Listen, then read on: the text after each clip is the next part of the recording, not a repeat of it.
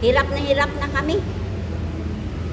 Maliit pag-iiwan ng akong dalawang apo niya, anak niya.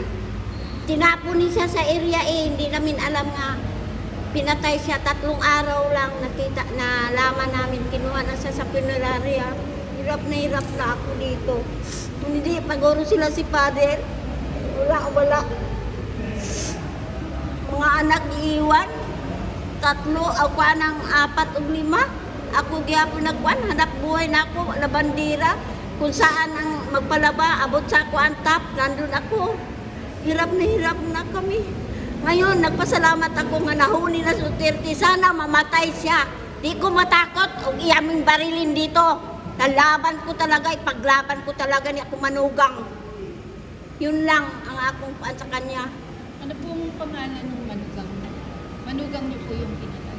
Ayan o, si Dante Santos po.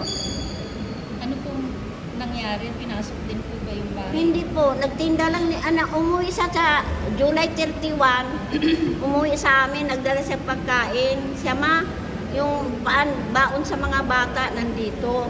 Naku, saan ka naman? Siya ma, babalik ako ma, kay kuan may puntahan ako. Pagkakuan wala, hanggang August 3. Diyan na namin tumawag yung punerarya nga. May namatay nga si Dante Santos. Iyak yung apo ko, asawa niya. Pinuntahan ko niya doon sa manggahan kaya naglaba ko, ma. Punta ko doon, ma. Naku, bakit? Namatay na si Dante, ma. Gitapon sa area Hindi namin alam na.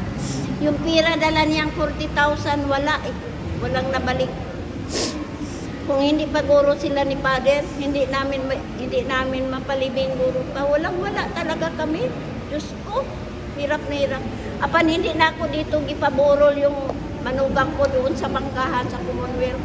Takot na takot kami, ikot ng mga pulis dito Baka babarilin na kami. Ngayon, tuwang-tuwa na kami nga nahuli na Duterte. Sana makulong siya, mamatay na unta siya sa kulungan. Yun ang akong pangako sa kanya.